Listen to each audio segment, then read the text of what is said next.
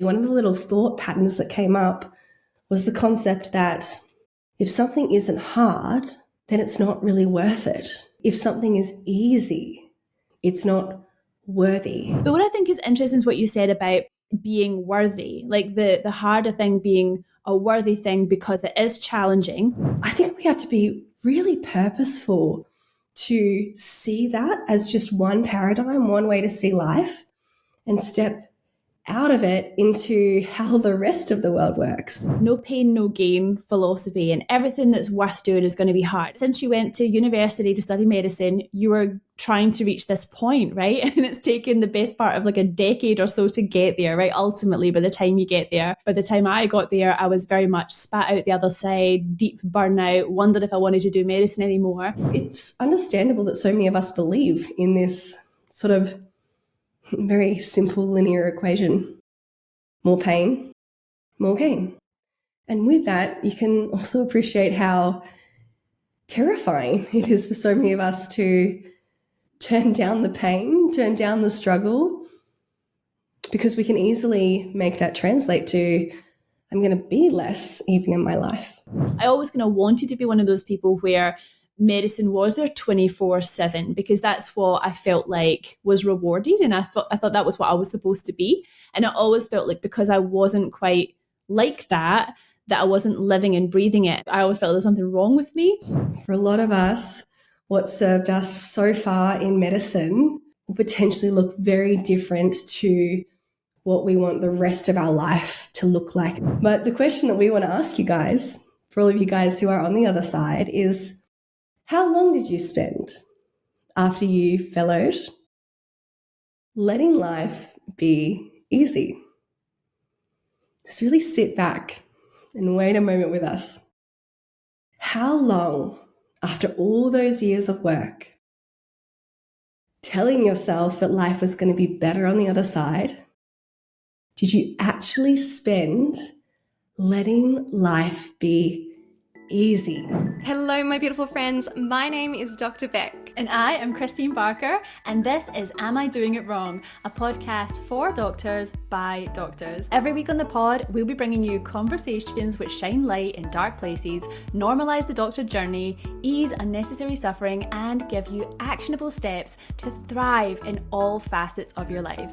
So grab a cuppa and get cozy for this week's episode of Am I Doing It Wrong? Hello everyone, welcome back to the poddy, another episode. And today we are going to be really getting down to business with something that is very close to our hearts as doctors. And I guess the question that brings it all together is that even though you are a doctor, you went to med school, maybe even did postgrad, you've got about 3 million degrees, do you still feel like you always need to prove yourself? Just sit with that for just a wee second. I'm willing to bet that most of us feel like we need to prove ourselves on many levels, maybe in medicine, maybe outside of medicine. There's always something. As high achievers, I think we're struggling with this. And so that's what we're going to be unpacking today. We're going to be talking about how this is showing up in our lives and in doctor lives in general.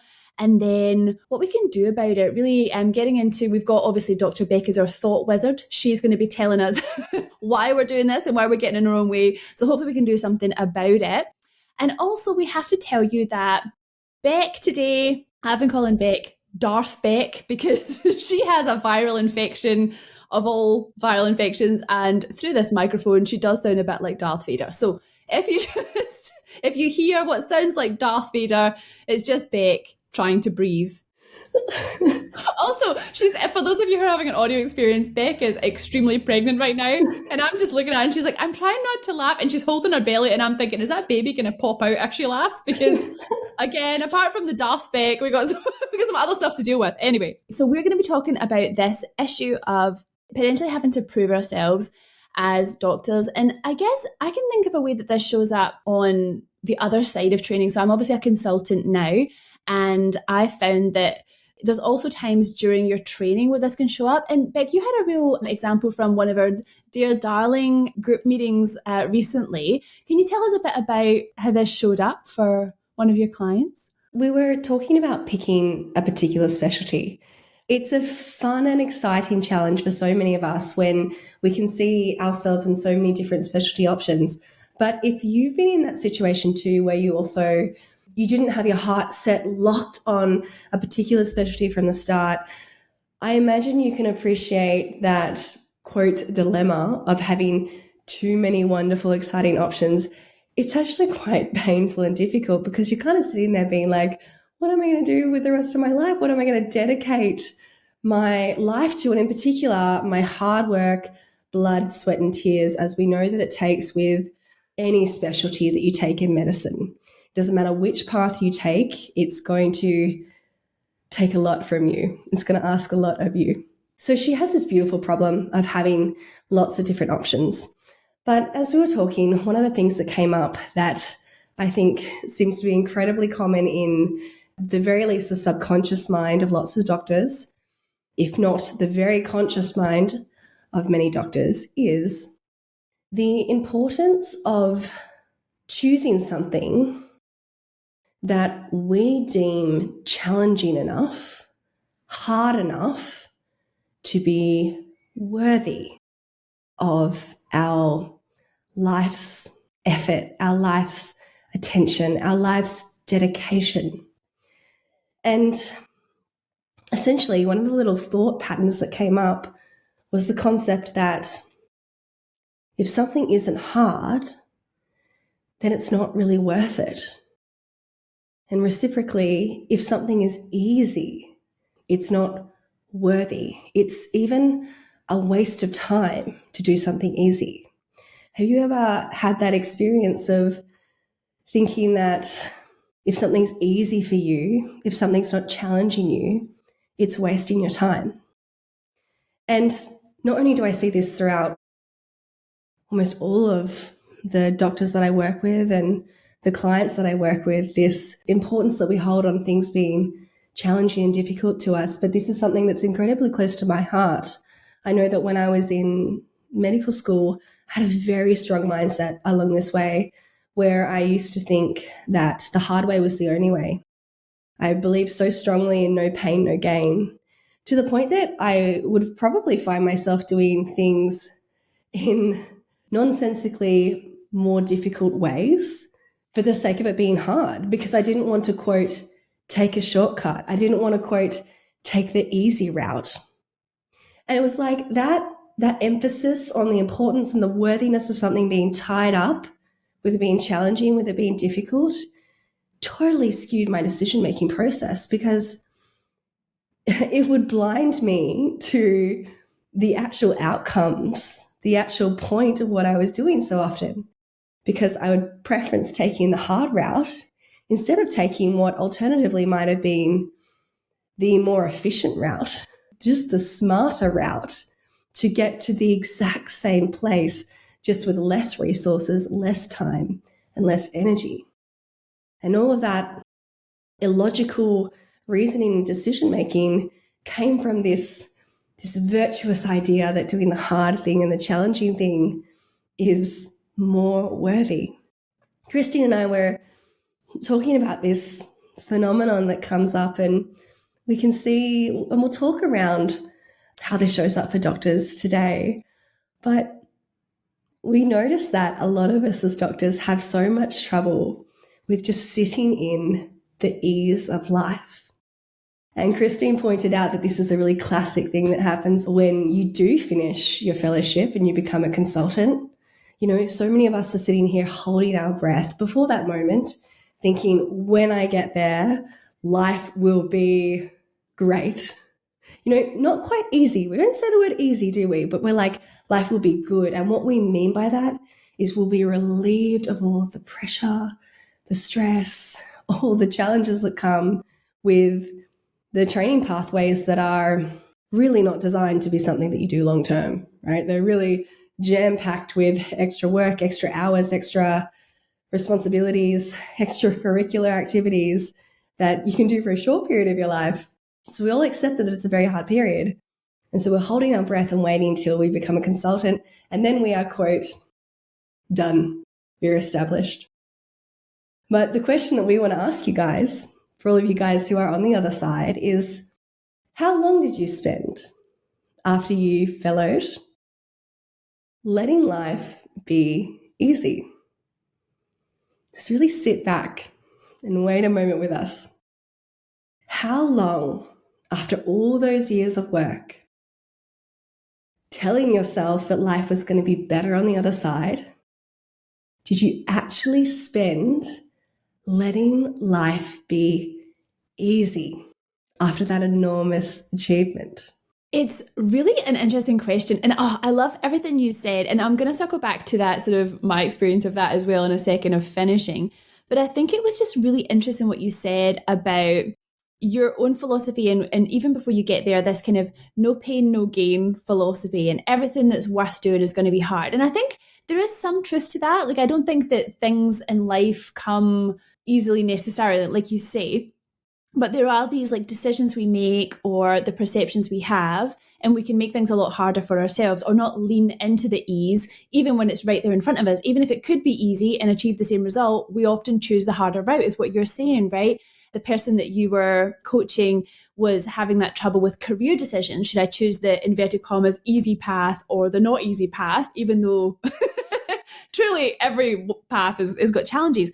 But what I think is interesting is what you said about being worthy, like the harder thing being a worthy thing because it is challenging. And what I find super interesting is just the paradox of like why that's happening is something to do with the fact that we don't feel worthy underneath. Like I feel like that was my experience of it anyway, was that I had this relationship with productivity and like having to be doing lots of things and achieving lots of things to feel like I had any inherent value in myself and how I perceive myself, but also how other people perceive me. And so it's so interesting, isn't it? Because when we're thinking through it, we're thinking about the thing and like why we're doing the thing, when really there's this kind of inherent underlying problem about worthiness in ourselves. Like we're just not enough to just be. Like it's just not enough to just be who you are, your human self. And we've got all these layers of achievement on it. And I think it's a real side effect of having had achievements. That's so true. I think you've really hit the nail on the head there. And I wasn't even thinking that deeply about it. Like, where does that sense of worthiness that we're seeking in the hard work, where's that desire being driven from? And it's because we obviously don't feel worthy as we are, where we are. And we want to sort of use achievements and productivity, as you say, to sort of substitute in that worthiness. It's crazy. And I think it's worthwhile just pointing that out for everyone listening, because I feel like understanding that about yourself can be a key to unlocking a lot more ease. Once you sort of see it, you can't unsee it. But yeah, circling back to when you finish, because yeah, you make these decisions throughout your career. It feels hard. Maybe you did choose the inverted commas hard path and everything's a bit hard. Everything's always going to be hard during training. There's exams, there's all the things. You get to the other side and all of a sudden you're at the destination and you've been working so hard. Basically, since you went to university to study medicine, you were trying to reach this point, right? And it's taken the best part of like a decade or so to get there, right? Ultimately, by the time you get there, I always laugh. I always say that I gave up my 20s, sat in the library to be a doctor. It's easy to be a doctor. You just give up your 20s. I'm sure that not everyone had that experience, but there is a lot of sacrifice that goes into it. And you get to the end and you think, great, I've made it. And I think we've talked on other episodes about how by the time I got there, I was very much spat out the other side, deep burnout, wondered if I wanted to do medicine anymore. But once I sort of recovered from that and I decided I did want to continue to do medicine, once I was sort of recalibrated and back to normal, I still felt like the world was telling me that wasn't enough. You know, people were saying, oh, you really need to do a master's in something, or you need to do a PhD in something. You need to do all this additional research. And it just felt so sad to me after getting to that stage. But there was equally this tension of like, okay, so I've achieved all this and I feel that there should be a point in my life where I actually do just get to enjoy what I do. Except I think what was actually happening at that time was I was thinking about, whoa, if I just relax now, that means I'm not ambitious anymore. And I was actually more ambitious when I was at med school than I am right now. So I've done it backwards. Like, what's wrong with me? I just felt like almost I was judging my own want for ease. Like I was judging the fact that, you know, I'd come through my exams, and after doing my physician's exams, I said to myself, promised myself, I am never, ever, ever again, ever doing an exam. It doesn't matter what that means. If that means that I want to move to a certain country, I'm not going to do that because I'm not going to sit an exam to go there. And I had such a bad time during my exams that I made that decision.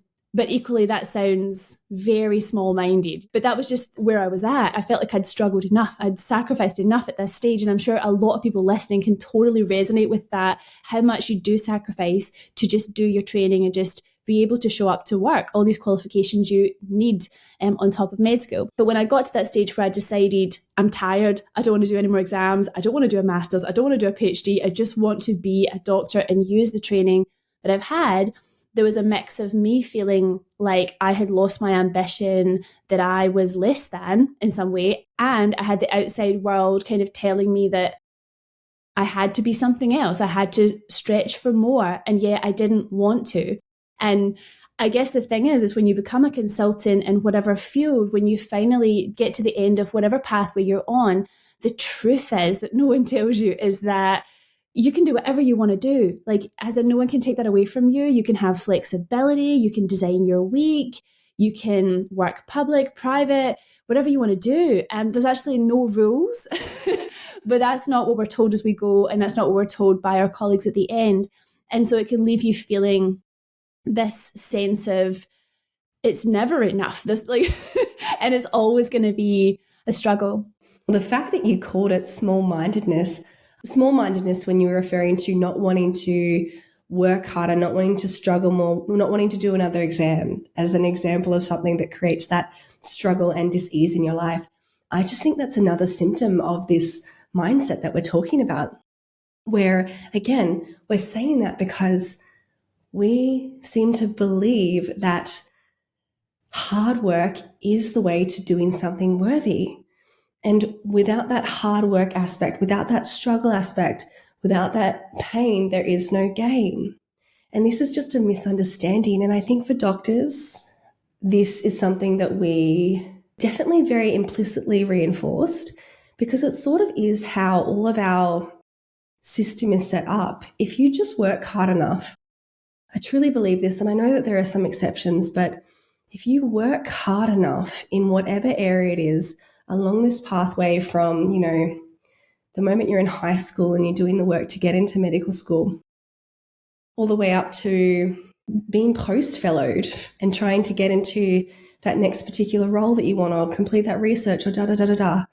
In general, if you just insert more energy, insert more effort, you will get the result in the end. There are exceptions, of course, but that is generally how we see our system works in medicine. You work hard, and with that, you probably suffer a bit and feel a bit of pain, but we can usually quite clearly see how that creates the result. We have had this very much reinforced to us just with the way that our system is set up. And so it's understandable that so many of us believe in this sort of very simple linear equation. More pain, more gain. And with that, you can also appreciate how terrifying it is for so many of us to turn down the pain, turn down the struggle, because we can easily make that translate to, I'm going to be less even in my life. Do you share that thought process that is so relatable of, I'm being small-minded to want to turn down that pain dial after finishing consultancy? It jumps out in my mind that we're just missing so much of the rest of life. Doesn't play by those rules. That doesn't play by turning up the pain dial, creating more gains, which is an enormous amount of life. Take travel, take relationships, love in general, friendships, all these other beautiful aspects of life, creativity, that if you turn up the pain, you're probably actually going to be turning down the gain in those experiences. But we're so stuck in this paradigm, I think, as doctors, not to our fault, but probably just because we've been so immersed in the system. And as you say, Christine, from these very formative years and all throughout our 20s, we've just been in this system. And I think that's really why Christine and I wanted to bring this topic to you guys today, because I think we have to be really purposeful to see that as just one paradigm, one way to see life, and step out of it into how the rest of the world works.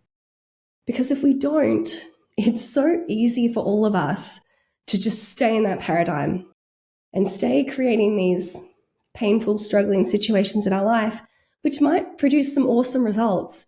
But we just want to ask you guys, is that all that you want for your life?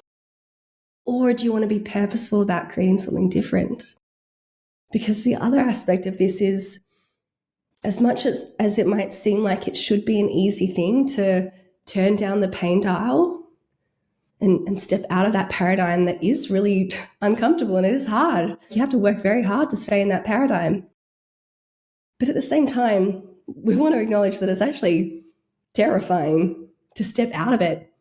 Because remember, you're thinking, this is your way of seeing the world as a doctor.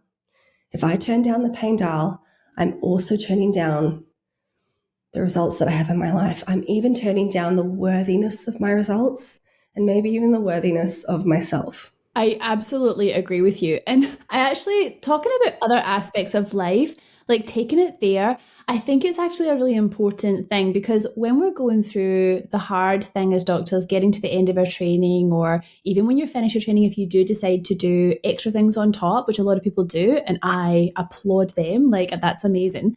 The balance of life is tricky. Like I think if you're doing like the real hard stuff we're talking about, that all doctors are expected to do, we all relate to that feeling of, for phases in your life, for seasons, you're not balanced. You're not seeing your family, your children, your partner as much as you might want to, right? Like, I think that's probably true. You're maybe not relaxing and doing creative. You know, when I talk to my BPTs, for example, my doctors in training that I work with, during their exams, it's very rare to see anyone doing anything that they love, whether it's baking a cake or painting a picture. Everything goes on hold. But then when all that's over, it can still feel very uncomfortable to actually relax into it. Even when you don't have an exam looming or whatever, it's such an unfamiliar place, like relaxation. And I think it is because of this pain gain meter that you're talking about, turning up that dial. It can feel just so strange and foreign to be in those more just joyful places, basically. And this, when you were talking, I remembered recently a conversation with a colleague, and I thought it was funny at the time, I'm not judging this person for doing what they're doing, but I remember this colleague telling me that when they went on holiday with their children and family, they read articles, like they read medical publications on holiday. And some of you listening may do that.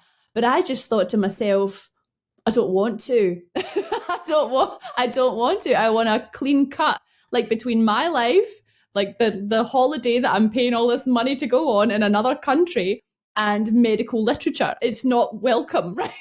but this person was like, this is the only time I get to read my articles, and they obviously love doing that. But I just thought to myself, holy Mick, union of things that should not go together. I don't know. I don't want to be, personally, it's not my vibe. But what about you, Mick? What do you think of that? Is that like do you think that person has trouble with what we're talking about, or they just love medicine so much? I think it's possible they love medicine so much. And also, I just like to say that used to be me. And I used to genuinely want to do that work while I was on holidays because I believed that it was serving me. You know, I believed that it was serving a future version of myself. It wasn't purely for the love of it, but I thought I was doing a good thing for myself. And now I just see things very differently. I see appreciating more than just medicine in life. That time is incredibly precious. Being pregnant at the moment and just being aware of how quickly the pregnancy itself has gone, my appreciation of this has come from each phase of the pregnancy. Like 9 months is a long time, but each phase of the pregnancy is very, very different. And so you can see how actually in each little tiny microphase, you don't actually have much time. And so with that, 9 months seems like a long time, but when you're just considering the microphases, it's not very long. And it's the same when I go on holidays with even just my partner. You know, we'll be in one space on one day together in this particular mood with this particular moment. And it's like, actually, this moment is incredibly special. It's unrepeatable. And I have this sense of there's so much possibility in this moment for us if I'm open to it. But if I'm close to it, if I'm distracting myself by doing something else, anything that takes me out of the moment, that just seems like a really big opportunity cost to me. And I would have never appreciated this back in my days of no pain, no gain. I wouldn't have been aware of what I had to lose in that moment, what the opportunities were there, because I hadn't lived enough life, to really be able to appreciate what else there is. I was just in that mindset of, if I read this extra thing, if I learn this extra thing, then this will put me in a better position in the future, and it would have been in the hospital because I desperately wanted to be smarter, more on top of things, more efficient, I could see the opportunity cost there. So I wanted to just, read and learn the next thing. But I didn't truly have the ability to weigh it up with what else was available, just because I hadn't experienced enough of what else was available. There are lots of reasons why I love and adore my partner. One of the main reasons is he has really helped me transition out of just being all productivity, all medicine, and inspired me into being more present in life and being more explorative and living in the moment with that. Having been on both sides, and definitely not to invalidate this person's wants and desires, I know there are people who are just like, give me a journal and I will sit there happily all weekend and read it and I will be my most content self. But I have been on both sides. For me, it was a misunderstanding of what else was available because, my goodness gracious, guys, there is a lot of life to live and it is a beautiful world out there. And I think the other thing is, I was just thinking about, like, if I had an exam and I decided I'm going to go and like sit on a beach and read these papers rather than sit in my house, like, I also think that there's like a way to merge your goals as well. Like, but I thought it was interesting because it was so different from the way I think. But I think I've always been that way in terms of medicine isn't my full life. I think that's maybe why the struggle was real. So I always kind of wanted to be one of those people where medicine was there 24/7 because that's what I felt like was rewarded, and I thought that was what I was supposed to be. And I always felt like because I wasn't quite like that I wasn't living and breathing it, and I always wanted to express these other facets of myself. I always felt there was something wrong with me, and I always felt like that would have been a better way to be. So there's a part of me that has deep envy for people who are like that. There's some things that we'd really like for you to look at from this episode. You've got your behaviors, you've got how you show up, the decisions that you make. They're your behaviors. What you do and the decisions you make, call them behaviors. There's no right or wrong behaviors. But for you guys to explore the kind of life you want to live and the kind of person you want to be, you want to look at those behaviors from the perspective of what is driving those behaviors, which is going to be your thoughts, perspectives, your beliefs, and your emotions. So you'll always be able to, when you build enough insight with yourself, if one of the behaviors is deciding to do the really, really tough path, or one of the behaviors is deciding to take work away on a holiday with yourself, if you sit with yourself, you can ask, where is this desire, where is this drive coming from? Where is this behavior coming from? And when you let yourself answer that, you'll see the reasons. You'll see either thoughts will explain why it's important to you or why you want to do it, which might be desire, because I'll feel better, because it would be enjoyable. Or it might be a driver that's like, I want to do it because I'll feel better. I'll feel relief. If I just get this off my plate, I'll feel relief. Or if I don't do it, I'll feel guilty. I'll feel afraid that I'm falling behind or something like that.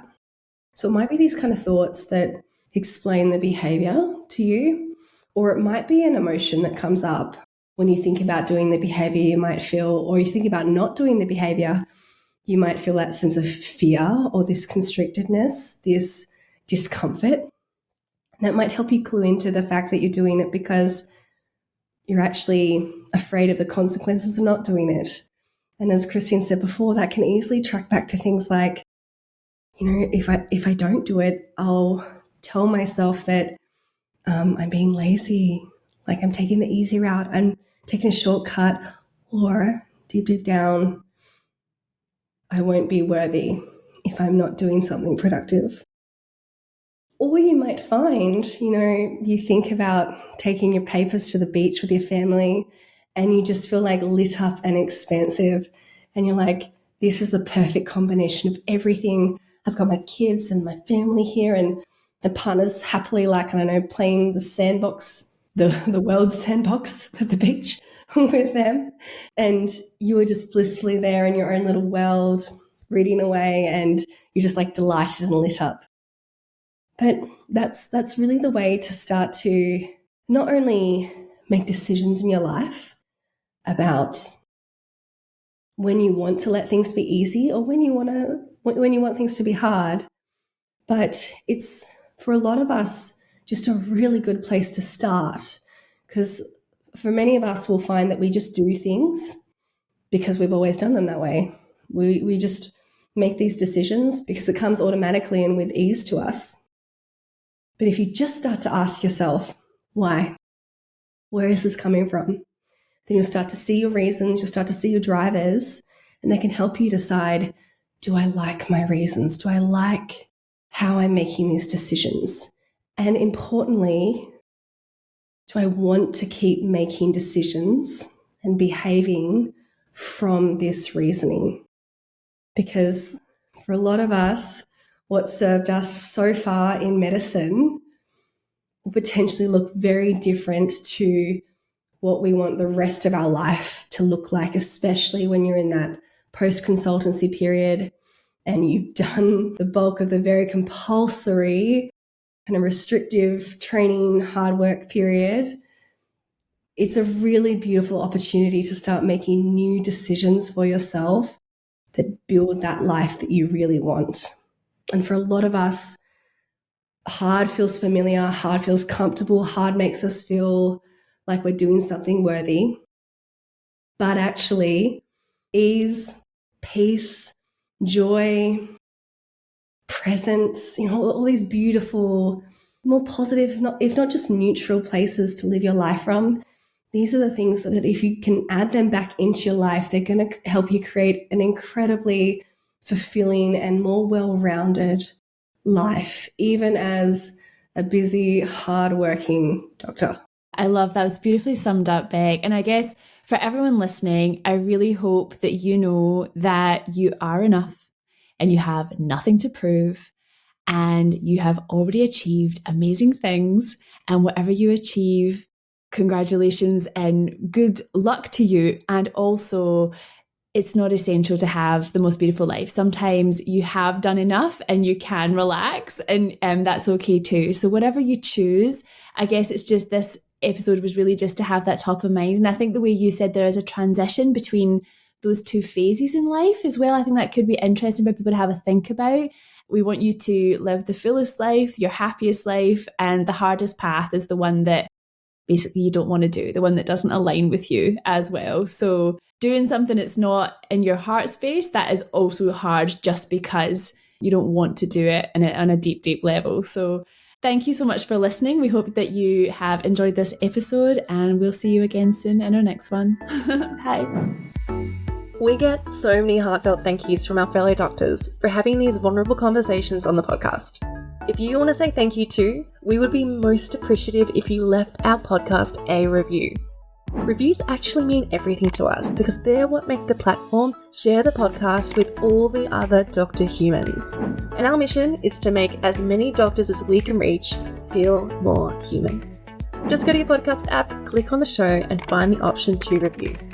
The other way you can help us is just by sharing the podcast with someone in your life who you know will say, "Thank you for saying that," or tagging us in social media. And if you're in healthcare looking for speakers for your next event, or professionals who actually get it to facilitate the vulnerable or empowered conversations our teams of doctors need, request us through podcastfordoctors@gmail.com.